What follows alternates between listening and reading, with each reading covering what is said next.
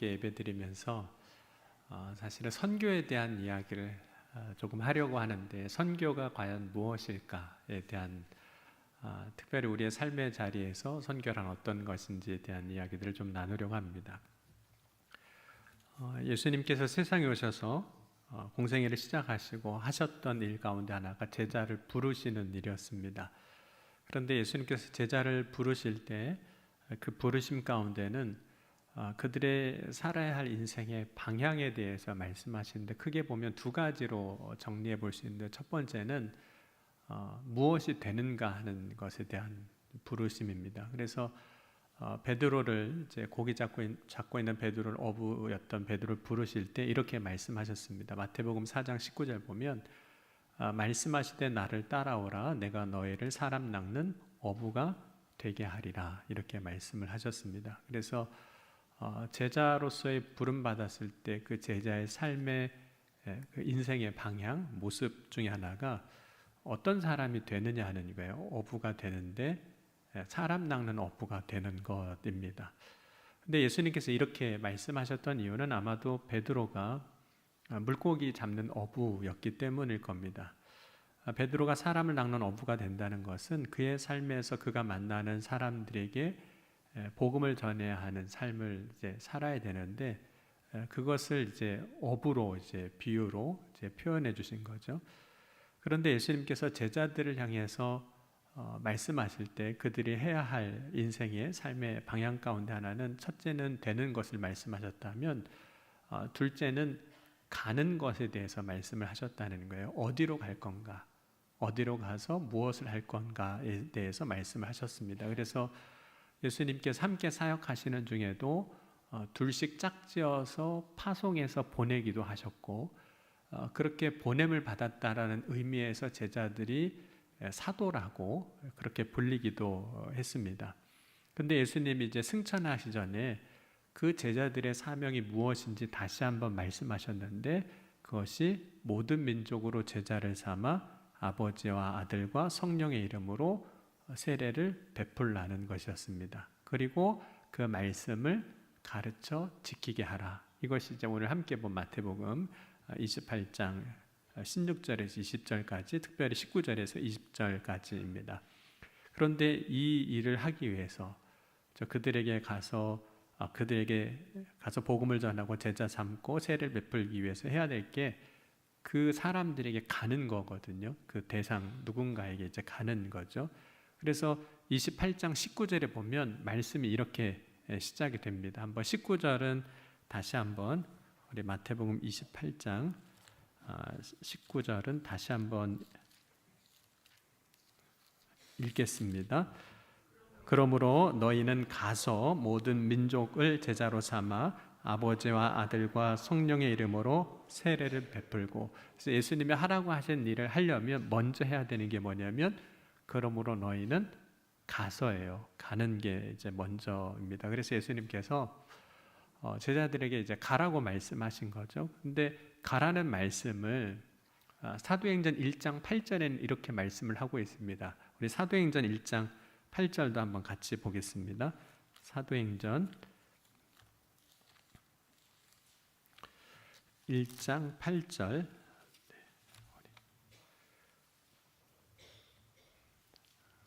같이 읽겠습니다. 오직 성령이 너희에게 임하시면 너희가 권능을 받고 예루살렘과 온 유대와 사마리아와 땅끝까지 이르러 내 증인이 되리라 하시니라 라고 말씀합니다. 그래서 사도행전 1장 8절에는 가라는 얘기는 안 나오거든요. 그런데 이제 오늘 우리가 읽은 한글 성경은 이렇게 이야기를 하고 있어요. 예루살렘과 온 유대와 사마리아와 땅끝까지 이르러, 이렇게 돼 있거든요. 근데 여기서 이르러라는 말은 우리 한국말로 표현하면 동사예요. 도착하다, 어디에 가까이 가다, 이런 의미인데, 본래 성경을 보면 가다라는 말이 없습니다. 이르러, 이런 말이 없습니다. 간다는 말이 전혀 없고, 다만 어떻게 되어 있냐면 예루살렘에서, 유대에서, 사마리아에서, 그리고 땅 끝에서 증인이 되어야 한다라고 말씀을 하고 있어요. 그러니까 가라는 말은 없는데 그 장소에서 증인이 되어야 된다고 말씀을 하고 계신 거죠. 그런데 여러분, 이 말에서 우리가 새겨보면 거기에서 증인이 된다는 건 어떤 의미일까요? 어느 장소, 뭐 사마리아나 유대나 예루살렘이나 그 장소에서 내가 증인이 되어야 한다는 것은 어떤 것이냐면 내가 그 땅에 존재해야 되는 거예요. 있어야 되는 거죠. 그런데 여러분, 우리가 여기 사는 우리가 사마리아에 존재하려면, 우리가 여기 사는 우리가 예루살렘에 존재하려면, 여기에 사는 우리가 그 땅끝에 존재하려면 어떻게 해야 하는 걸까요? 가야죠. 내가 가지 않고서는 거기서 존재할 방법이 없습니다. 그러니까 예수님께서 땅끝에서 증인이 되라, 예루살렘에서 증인이 되라, 사마리아에서 증인이 되라, 유대 땅에서 증인이 되라, 그 말씀은 결국 무엇을 전제하고 있냐면 가는 걸 전제하고 있습니다. 가지 않고 존재할 방법은 없는 거죠. 그래서 내가 가야 할 곳이라는 이 말과 동의어는 이렇게 표현할 수 있으면 내가 있어야 할 곳. 여러분, 내가 있어야 할 곳은 어디일까요? 내가 있어야 할 곳, 그것은 어쩌면 우리가 하나님께서 불러주신 그 부르심의 자리이기도 하고, 그것은 뭐 동시에 사명의 자리이기도 하고, 또 그것은 사명이나 부르심을 다 빼고서라도 우리가 그리스도인으로 살아가야 할 자리가 되는 거죠. 그러면 신앙생활이란 어떤 걸까요? 그럼 이 간다라는 말과 존재한다는 말이 그래서 어떻게 보면 거의 동의어처럼 쓰여지거든요. 근데 신앙생활이란 먼저 가는 겁니다. 여기서 간다고 하는 것은 주님이 말씀하신 그곳으로 가는 거예요. 그 얘기는 주님이 말씀하신 그곳에 내가 있는 거예요. 존재하는 겁니다. 여러분, 우리가 신앙생활을 하면서 순종의 삶을 살아가는 것을 의미하는 거죠. 간다는 거, 존재하는 거. 그래서 실제로 믿음의 사람들의 삶을 보면 이 간다라는 말과 순종이라는 말이 또 같은 의미로도 쓰여집니다. 그러니까 간다, 존재한다, 이게 같은 의미로 쓰여지고 간다, 순종이 같은 의미로 쓰여진다는 거죠. 예를 들어서 아브라함의 예를 좀 들어보자면 창세기 12장 1절에 이렇게 말씀합니다. 여호와께서 아브라함에게 이르시되 너는 너의 고향과 친척과 아버지의 집을 떠나 내가 네게 보여줄 땅으로 가라, 이렇게 말씀하셨어요. 가라는 얘기는 어떤 의미일까요? 그 땅에 가서 너가 살아야 된다는 거예요. 거기서 존재해야 된다는 거죠. 그런데 그 땅에 가서 산다는 거, 그 땅으로 간다는 것은 곧 뭘 의미하는 걸까요? 하나님 말씀에 순종하는 겁니다. 그러니까 실제로 간다, 거기서 존재한다, 순종한다, 이것이 같은 의미로 계속해서 사용된다는 겁니다. 그럼 간다는 것이 순종과 연결되는 사건은 참 많이 있습니다. 그리고 요나 같은 경우가 하나님이 말씀하신 니느웨로 가는 게 순종이잖아요. 근데 거기서 존재하는 것이, 요나가 거기에 존재하는 것이 복음을 전하는 거거든요. 뿐만 아니라 베드로가 욥바로 가는 것이 고넬료의 집에 복음을 전하는 일이고, 그게 이제 선교가 되는 거죠. 그것이 베드로의 삶에 있어서는 순종이라는 거죠. 그래서 간다, 존재한다, 순종, 이게 이제 계속 같이 이제 엮여져 있습니다. 그런데 간다는 것은 단지 어떤 장소로 이동하는 것만 의미하는 것은 아닙니다. 그 이상의 의미가 있습니다. 왜냐하면 단지 하나님이 말씀하신 곳으로 가기만 한다면 그것은 진짜 순종이 아닐 수도 있습니다. 일종의 반항일 수도 있어요. 가긴 가라고 그래서 가는데 그건 순종이 아니고 반항일 수도 있어요. 여러분, 혹시 여러분 자녀들 어릴 때 학원 보내보셨나요? 가라고 그러면 잘 가든가요? 가긴. 가서 딴짓합니다. 가서 딴짓해요. 가긴 가요. 가긴 가는데 거기서 막 딴짓해요. 저는 어떻을 것 같으세요? 네. 저도 뭐 딴짓은 안 해본 건 아닌데 딴짓을 해요. 그러니까 간 것만이 순종은 아니에요. 가서 어떻게 했느냐가 사실 더 중요한 거죠. 그럼 하나님이 말씀하셔서 간 곳, 가긴 갔지만 거기서 정말 아무것도 안 하면 엉뚱한 일을 하는 경우가 있다면 그건 뭐 순종은 아닌 거죠. 그래서 진짜 순종이라면 이제 말씀하신 그곳에 가는 거예요. 거기에 있는데, 거기에 존재하는데 그냥 존재하는 것이 아니라 거기서 예수 그리스도를 믿는 사람으로 존재하는 거예요. 우리가 선교적인 관점에서 본다면, 그러니까 나의 삶이 주님 말씀하신 그곳에 가는 것, 존재하는 것이 그곳에서 복음이 되게 사는 삶을 사는 것을 이야기하는 겁니다. 그러니까 나의 삶이 내가 존재하는 그곳에서 그리스도인이 되는 것이에요. 그래서 간다는 것, 그리고 존재한다는 것이 참 어렵게 느껴질 수도 있습니다. 저 중학교 다닐 때 저도 학교에서는 꽤 유명했거든요. 뭐 잘생겨서 유명한 것도 아니고요. 뭐 특별한 건 아닌데 그냥 친구들 사이에 그냥 이렇게 그 학년에서 잘 알려진 애들 있잖아요. 왜냐하면 그냥 운동도 웬만큼 하고, 그죠? 친구들 사이에서 관계도 좋고 그러니까 이렇게 점심 시간에 아이들하고 뭐 축구하면 다 자기 편으로 데려가고 싶어하는 뭐 그런 학생이었어요 그때는. 네. 그러니까 그냥 그런 의미에서 유명하다는 그런 의미입니다. 네. 근데 제가 중학교 다닐 때 제가 목회자의 자녀인 것을 아이들한테 얘기하지 않았습니다. 그러니까 교회를 다니는 것을 알리지 않았어요. 왜냐하면 제가 예수 믿는 것을 그렇게 드러내지 않았던 이유는 학교를 가서 제가 굳이 예수 믿는 사람인 거, 목사의 아들인 걸 알리고 싶지 않았어요. 왜냐하면 학생으로서 잘 살아가는 것만 해도 거기서 그렇게 문제가 되진 않거든요. 그것만 잘하면 되잖아요. 그러니까 친구들과 관계 좋고, 뭐 선생님한테 눈 나지 않고, 뭐 공부 그냥 하라는 대로 하고 그러면 되죠.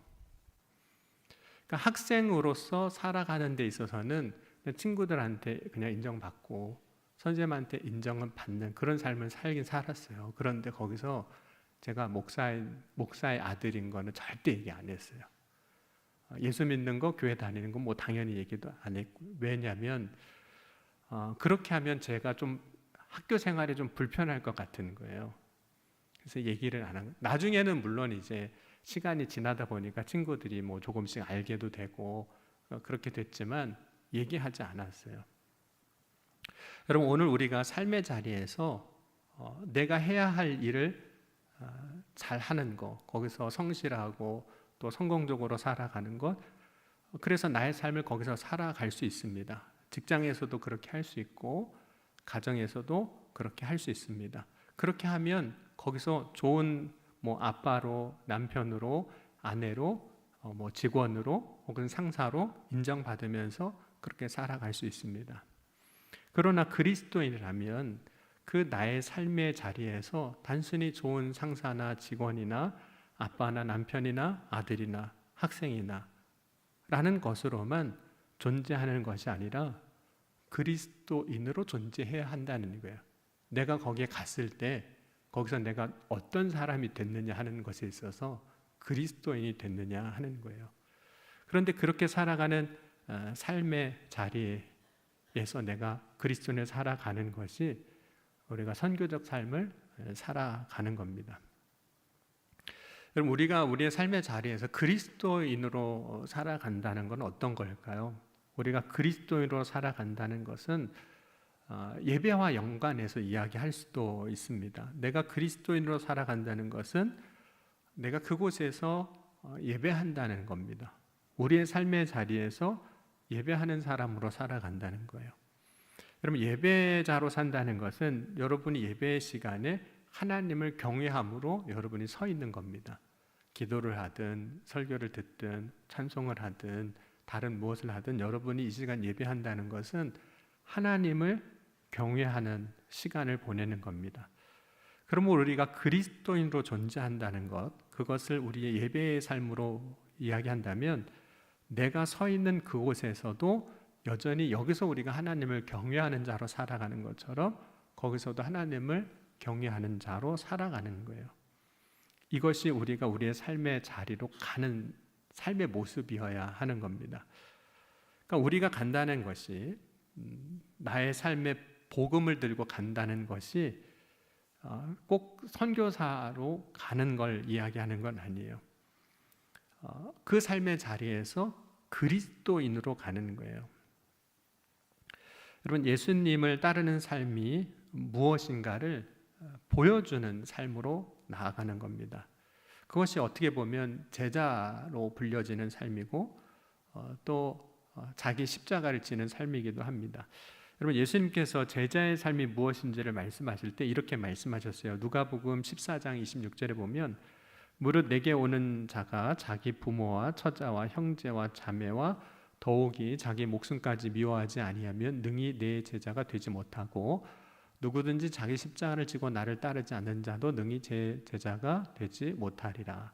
또 누가복음 9장 23절에 또 무리에게 이르시되 아무든지 나를 따라오려거든 자기를 부인하고 날마다 제 십자가를 지고 나를 따를 것이니라. 제자의 삶에 대해서 예수님께서 두 가지를 말씀하시는데 첫째는 날마다예요. 날마다. 여러분은 날마다 살아가고 계시죠? 날마다. 매일을 우리가 살아가는 거잖아요. 근데 여러분, 날마다 우리가 살아가야 하는 삶의 모습이 무엇이냐면 그리스도인이라는 거예요. 그러니까 이 시간, 이 예배 시간에도 우리가 그리스도인이지만 날마다예요. 날마다. 그런데 그 날마다 자기 십자가를 지고 나를 따를 것이라 이렇게 말씀을 하고 있습니다. 그러니까 우리가 그리스도인으로 산다는 것이 어쩌면 우리의 삶의 자리에서 날마다 그렇게 산다는 것은 십자가처럼 느껴질 수도 있습니다. 그 자리에서만큼은 좀 벗어놓고 싶은 거예요. 제가 중학교 때 그랬던 것처럼 제가 목사의 아들로 살아가는 것에 대해서, 예수 믿는 것에 대해서 그 학교에서만큼은 좀 벗어놓고 싶은 거예요. 그렇게는 거기서 살고 싶지 않았던 거죠. 그럼 목회자 입장에서 본다면 여러분, 바울과 바나바가 안디옥 교회에서 이제 사역을 하고 있을 때 꽤 사역을 잘 하고 있었습니다. 왜냐하면 안디옥 교회가 굉장한 부흥의 역사가 있었어요. 그래서 교회가 막 성장하고 있었거든요. 사도행전 11장 26절에 보면 이렇게 말씀을 하고 있습니다. 만남에 안디옥에 데리고 와서 둘이 교회에서 1년간 모여 있어 큰 무리를 가르쳤고 제자들이 안디옥에서 비로소 그리스도인이라 일컬음을 받게 되었더라. 그러니까 바울과 바나바가 안디옥에서 이제 교회를 개척하기 시작한 거죠. 요즘으로 치면. 그런데 너무 잘 된 거예요. 많은 사람들이 모여들고 그래서 말씀을 배우는 사람도 많아졌고 세례받는 사람도 많아졌고 교회가 부흥합니다. 이 부흥의 소식이 예루살렘 교회까지 전해졌고 나중에 예루살렘 교회가 이제 기근 때문에 어려움을 당했을 때 오히려 이 안디옥 교회가 예루살렘 교회를 도와주는, 그래서 어떻게 보면 지금으로 치면 개척한 교회가 개척을 도왔던 모 교회를 도와주는 일이 이제 거꾸로 벌어지는 그런 상황도 있었거든요. 근데 여기서 그 안디옥 교회가 세워지는 그 역할 가운데 중요한 역할을 한 사람이 바나바와 바울입니다. 그 당시까지만 해도 아직 사울로 불렸었는데 사울이었습니다. 근데 그 바나바 사울을 안디옥 교회가 파송해서 이제 전도하도록 내보내는 거예요. 왜 주님은 사역을 잘하고 있는, 교회 사역을 잘하고 있고 개척해서 성공적으로 사역하고 있는 이 바나바와 사울을 안디옥 교회에서 보내시는가 하는 거예요. 그 이유는 이들이 가야 할 곳이 있었기 때문인 거죠. 그럼 바나바와 사울이 가야 할 곳이라 가지만 그것은 어떻게 보면 자기 십자가를 지는 겁니다. 전도라는 십자가예요. 그리스도인으로서 세상을 향해 나아가는 그런 십자가입니다. 왜냐하면 여러분, 바나바 사울이 계속해서 안디옥 교회에서 있었다면 어땠을까요? 바나바와 사울이 교회를 부흥시켰어요. 그리고 성도들도 많이 모였어요. 그러면 거기 계속 있으면 어떤 일이 일어날까요? 대접도 잘 받을 거예요. 그리고 인정도 받고 거기 있는 사람들이 이미 다 익숙하고 그 삶의 자리가 이제 편안한 삶이 사역이 될 수 있는 거죠. 그런데 이제 안디옥에서 바울과 바나바가 파송을 받아서 이제 떠납니다. 그래서 지금 터키 지역, 아시아 지역이라고 불리는 지역에 먼저 선교를 하게 되는데, 그 지역으로 간다는 것은 그동안은 안정되고 익숙하고 편안한 곳에 있었다면 낯설고 불편한 곳으로 가는 겁니다. 불안정한 곳으로 가는 거예요. 바나바와 사울이 갈 때 그곳은 항상 이들에게 좋은 대접을 해주는 그런 곳이 아니었습니다. 때로는 어려움도 당하고요, 박해도 당하고 핍박도 당했습니다. 그럼에도 불구하고 바나바와 사울이 자신들이 있어야 할 곳을 향해서 주님이 가라고 말씀하셨기 때문에 그곳으로 가는 거예요. 여기에 존재하는 게 아니라 주님이 말씀하신 곳으로 존재하는 거예요. 거기에 있는 거예요. 거기서 삶을 살아가는 거죠. 그것이 이제 자기 십자가를 지는 모습이기도 한 겁니다. 우리가 그리스도인으로 존재한다는 것은 편안하고 안정된 삶을 살아가는 것을 의미하는 건 아닙니다. 물론 저도 그렇고 모든 사람이 다 소원하는 바가 평안하고 안정된 삶을 살아가는 것일 겁니다. 그러나 그리스도인의 사명은, 혹은 그리스도인의 삶이란, 존재란 평안하고 안정된 삶에서 벗어나 하나님이 부르시는 그 부르심의 자리로 가는 거예요. 그 자리에서 존재하는 거예요. 그 자리에서 살아가는 겁니다. 여러분, 하나님이 부르신 곳에 가서 사는 것, 그것이 내가 가야 하는 곳이라는 거죠. 여러분, 부르심이라 하면 우리는 때로는 매우 거창하게 듣습니다. 그거는 뭐 보통 사람이 할 수 없는 대단한 것으로 생각을 합니다. 왜냐하면 부르심이라는 용어들이 실제 우리가 선교라든지 교회 사역에 있어서 어떤 미션이라는 단어로 우리가 해석이 되어지기 때문에 그래요. 실제로 영어 단어에서 선교가 미션이거든요. 그래서 그렇게 이제 부담스럽게 받아들여지는 거죠. 그런데 부르심은 거창한 무엇을 하는 것이 아니라 하나님께서 있기를 원하시는 자리로 내가 가는 겁니다. 나의 삶에 있어서 나로 하여금 하나님이 넌 여기 있었으면 좋겠어, 여기서 그리스도인으로 살아갔으면 좋겠어 하는 그 자리로 가는 것이라는 거죠. 그러니까 부르심은 주님이 나에게 말씀하는 것이기도 하고, 말씀하신 것을 따라서 내가 거기서 살아가는 것. 꼭 그것이 꼭 해외가 아니어도 우리의 삶에 보면 하나님이 있게 하시는 자리가 있어요. 있게 하시는 자리. 그 자리에 있는 거, 그 자리로 내가 가는 거, 그것이 이제 선교적 사명을 가지고 우리가 간다는 거죠. 있는다는 거죠. 우리가 이 부르심이라는 주제로 성경에 나온 여러 사람들을 한번 보자면 그 중에 한 사람이 요셉일 수 있는데, 여러분이 생각하시기에 요셉은 하나님의 부르심 가운데 어떤 부르심이 있는 것 같으세요? 요셉을 향한 하나님의 부르심.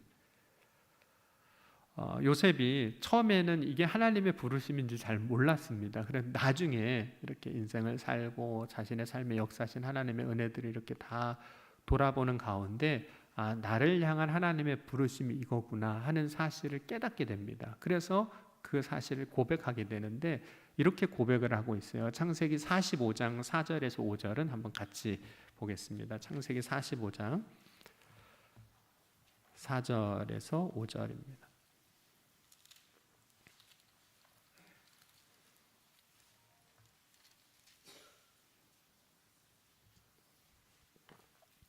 창세기 45장 4절 5절 같이 읽겠습니다. 요셉이 형들에게 이르되 내게로 가까이 오소서. 그들이 가까이 가니 이르되 나는 당신들의 아우 요셉이니 당신들이 애굽의 판자라. 당신들이 나를 이곳에 팔았다고 해서 근심하지 마소서. 한탄하지 마소서. 하나님이 생명을 구원하시려고 나를 당신들보다 먼저 보내셨나이다. 요셉이 이제 자신의 부르심에 대한 이야기를 하는데, 여러분, 요셉을 애굽에 보낸 사람은 누굴까요? 하나님인 게 믿어지세요? 잘 생각해 보세요. 누가 보냈나? 형들이 팔았잖아요. 형들이 팔아서 애굽에 오게 된 거거든요.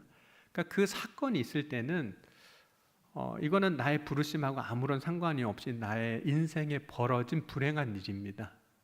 형들이 나를 미워해서 미디안 상인에게 요셉을 팔고, 그래서 그 미디안 상인이 애굽까지 요셉을 데려가고, 마침 보디발이 그 미디안 상인에게서 이 요셉을 사게 되는 그 일련의 과정을 보면 여기로 보낸 사람은 형들이에요. 형들이 날 여기 팔았으니까. 그런데 요셉이 나중에 이런 이야기를 합니다. 하나님이 나를 당신들보다 이 땅에 먼저 보내셨다는 거예요. 하나님이 보내셨다. 그런데 여러분, 하나님이 보내신 요셉의 인생은 어땠을까요? 애굽에서 평탄하지 않았습니다. 사실 요셉은 애굽에 가길 원하지도 않았을 거예요. 왜냐하면 아버지 집에서 이미 사랑받고 있었고 채색 옷도 있고 편안하게 잘 살고 있는데 굳이 애굽에 갈 이유가 뭐가 있겠습니까? 원하지 않았어요. 그런데 요셉이 가야 할 곳이 어떤 거예요? 물론 그 과정에서 요셉의 의지라든지 본인의 의도는 전혀 없었습니다. 내 의지로 간 것도 아니고 내 의도도 아니에요. 계획도 아니었습니다. 하지만 요셉은 자신이 가야 할 곳에 가게 된 거예요.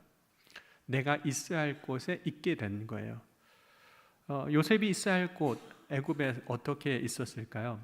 내가 있어야 할 곳이에요. 여기가 내가 있어야 할 곳인 줄 알았어요. 어떻게 있어야 될까요?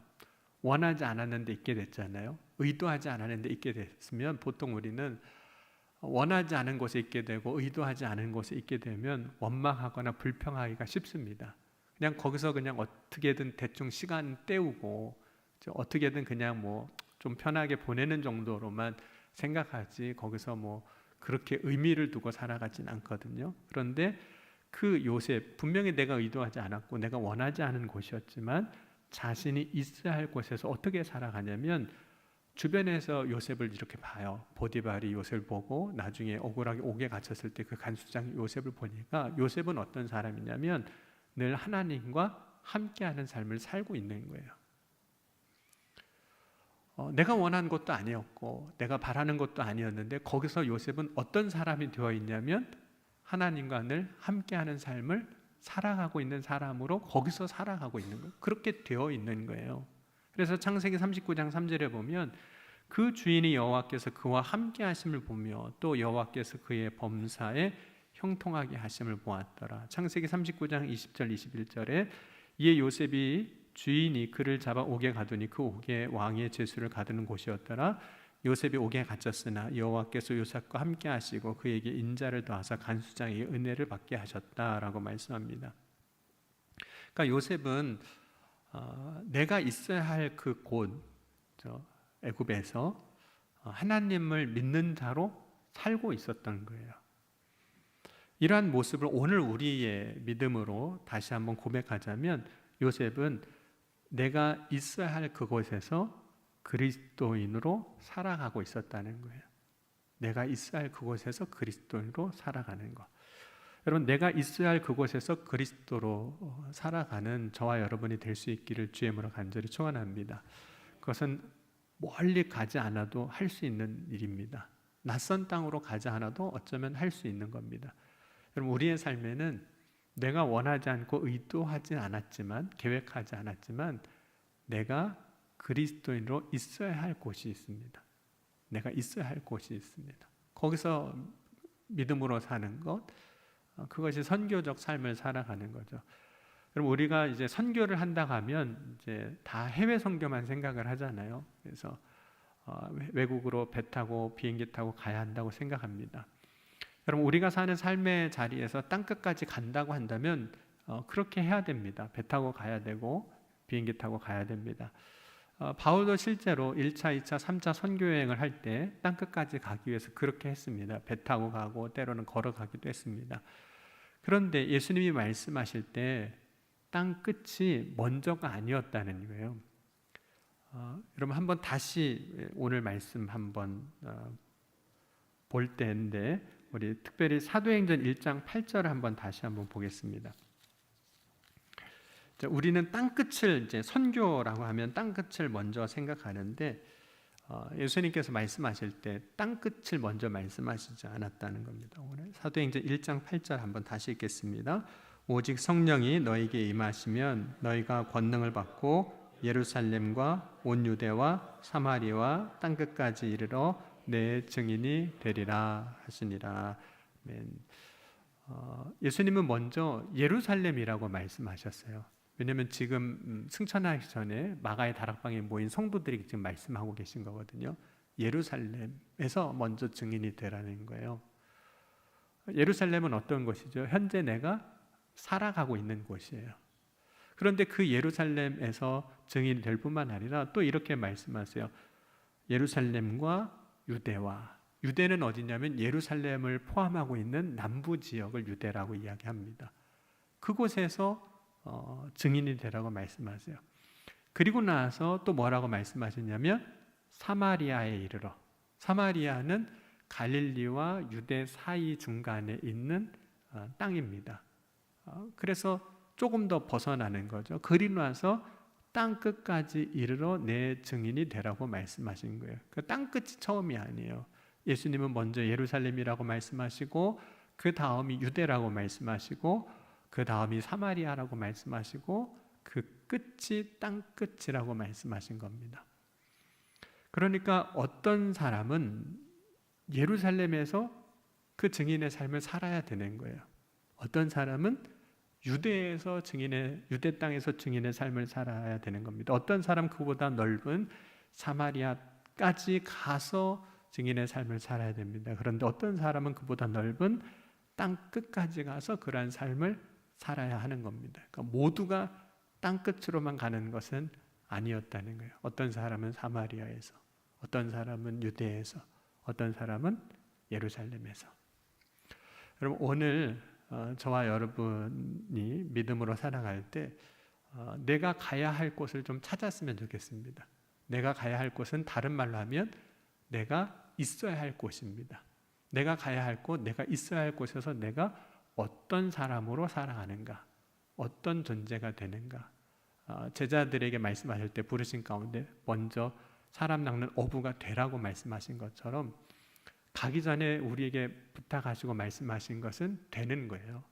그리스도인이 되는 거, 되고 가야 할 그곳에 내가 가서 존재하는 거, 거기서 그리스도인으로 살아가는 거, 그것이 예루살렘과 유대와 사마리아와 땅끝까지 이르러 증인이 되는 삶을 사는 겁니다. 우리 이경미 선교사님은 그 땅끝이 이제 인도가 되신 거죠.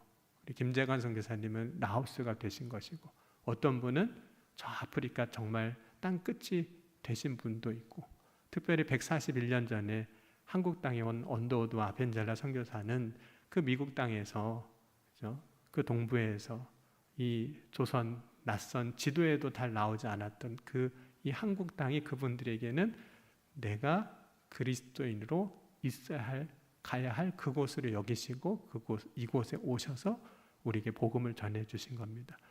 오늘 저와 여러분의 삶의 자리에서 내가 가야 할 곳, 아니 내가 있어야 할 곳입니다. 내가 그리스도인으로 있어야 할 곳, 그곳을 발견하고 그곳에서 온전히 그리스도인으로 된 자로서 살아가는 저와 여러분이 될 수 있기를 주의 이름으로 간절히 축원합니다. 오늘 말씀 붙잡고 우리 잠시 기도하겠습니다. 우리 기도할 때 주님, 오늘 이 시간 우리의 삶 가운데 내가 서야 할 곳, 있어야 할 곳에서 온전히 그리스도인으로 살아가는 믿음의 삶이 되게 하여 주옵소서. 특별히 오늘 함께 예배하고 함께 기도하며 함께 주의 복음을 들고 나아갈 때 주님께서 새 힘을 주시고 능력을 더하셔서 우리가 있어야 할 곳에서, 마땅히 서야 할 그곳에서 온전히 주신 사명을 이루어가게 하여 주옵소서. 오늘도 주님 함께 하시고 역사하실 것을 믿습니다. 이 시간 함께 우리 믿음의 고백으로 우리 통성으로 기도하시겠습니다. 지금도 살아계시고 역사하신 하나님 아버지 감사합니다. 오늘 이 시간도 주님 바라고 소망하며 나아갑니다. 우리가 있어야 할 곳에 온전히 그리스도인으로 있게 하여 주옵소서. 나의 삶의 자리에서, 주님 부르심의 그 자리에서 온전히 그리스도인으로 살아갈 때 하나님의 놀라운 은혜의 역사가 임하게 하여 주옵소서. 주님, 오늘도 우리의 믿음의 고백 가운데 크고 놀라운 일을 행하여 이루어 주실 줄 믿습니다. 우리가 주님 안에 온전히 거하게 하시고 주님의 그 놀라운 축복 가운데 살아 역사하신 주님을 고백하고 증거하는 믿음의 삶으로 살아내게 하여 주옵소서. 오늘도 한 사람 한 사람 기억하시고 역사하실 줄 믿습니다. 그 놀라운 주의 은혜로 세워주옵소서. 충만케 하여 주시옵소서. 주님이 이 시간 우리의 기도를 들으시고 응답하실 줄 믿습니다. 사랑의 주님 감사합니다. 오늘 우리가 있어야 할 곳에 있게 하시고 그곳에서 온전히 그리스도인으로 살아가는 믿음의 삶이 되게 하여 주셔서 어느 곳에 있든지 복음을 전하는 선교적 사명을 감당하는 주의 자녀들이 다 되게 하여 주옵소서. 오늘도 주님께서 부르짖고 간구한 우리의 기도에 응답하셔서 우리를 세워주시고 우리를 축복하시고 또 우리의 삶을 이끌어 주실 것을 믿사오며 사랑이 많으신 우리 주 예수 그리스도의 이름으로 감사하며 간절히 기도하옵나이다. 아멘.